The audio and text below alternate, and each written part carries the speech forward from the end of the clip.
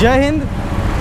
देश की राजधानी दिल्ली में हम खड़े हैं। जब हम ऊपर देखते हैं तो तिरंगा शान से लहराता हुआ हम सबको दिखता है और हम सब का सीना गर्व से चौड़ा हो जाता है। लेकिन उसी समय जब हम नीचे देखते हैं तो फिर हमें वो दृश्य दिखता है जो ना तो हम में से कोई देखना चाहता है और जिसको देखकर शर्म आती है। आज़ादी के 75 वर्ष के बाद आज इस देश की क्या हकीकत है मैं वो दिखाना चाहता हूँ। और देश की राजधानी में किस तरीके से लोग फुटपाथ पर रहते हैं, फुटपाथ पर सोने को मजबूर हैं और देश की सरकार, दिल्ली की सरकार कुछ भी सुनने को, देखने को तैयार नहीं है।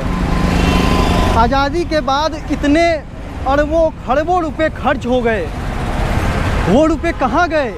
अगर हम अपने देश के भाइयों को, देश के बहनों को अगर हम उनके रहने की व्यवस्था नहीं कर सकते हैं, उनके खाने की व्यवस्था नहीं कर सकते हैं, तो इतने करोड़ रुपए किसके ऊपर खर्च किए जा रहे हैं? ये जो बड़े बड़े विकास के वादे किए जा रहे हैं, जो बड़े बड़े विकास के बार बार बात की जाती है, वो किसके लिए होती है?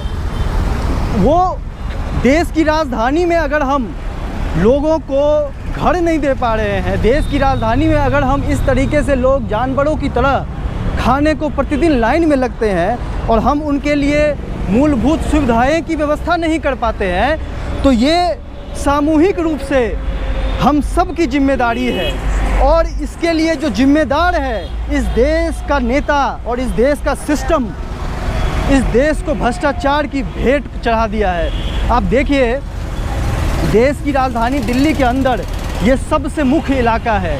कहीं ना कहीं लाखों लोग इधर से गुजरते हैं, लेकिन कोई इस सच को देखना नहीं चाहता है। कोई इस सच को देखकर भी अनदेखा कर देता है। ऐसा क्यों होता है कि हम अपने ही देश में, अपने ही देश के लोगों को इस तरह जानवरों की तरह जीने को छोड़ देते हैं? ये सबसे बड़ा सवाल है। इसको लेकर कोई आवाज़ नहीं उठाएगा, इसको लेकर कोई मीडिया कुछ नहीं बोलेगा। ऐसा क्यों होता है कि हम अपने ही लोगों को इस तरह सड़क पर छोड़ देते हैं?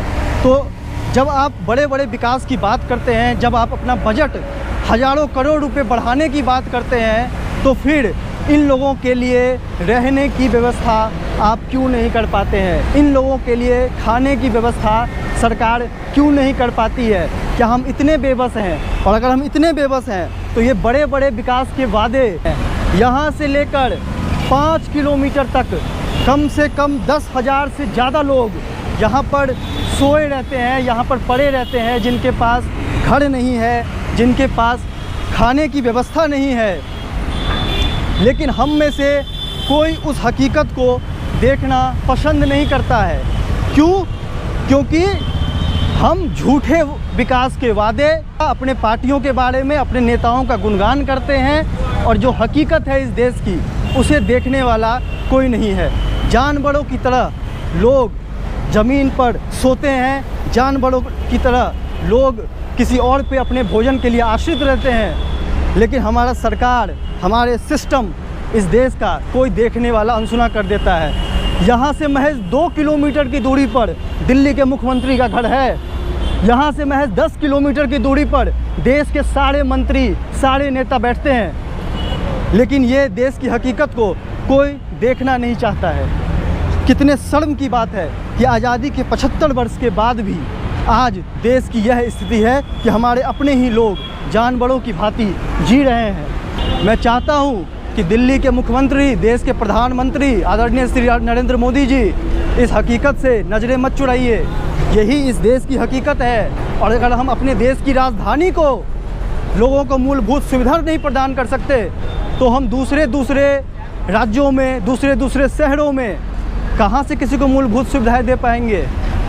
ये बहुत बड़ा सवाल है। और इस सवाल से जो नज़रें चुराता है वो कहीं ना कहीं देश के प्रति अपनी जिम्मेदारी का निर्वहन नहीं कर रहा है। ये लोग कौन लोग हैं? ये हमारे ही बीच के लोग हैं, ये हमारे ही भाई बहन हैं, लेकिन हम इनकी तरफ देखते तक नहीं हैं। लाखों लोग इधर से गुजरते हैं रोज़, कोई इधर देखने को तैयार नहीं है।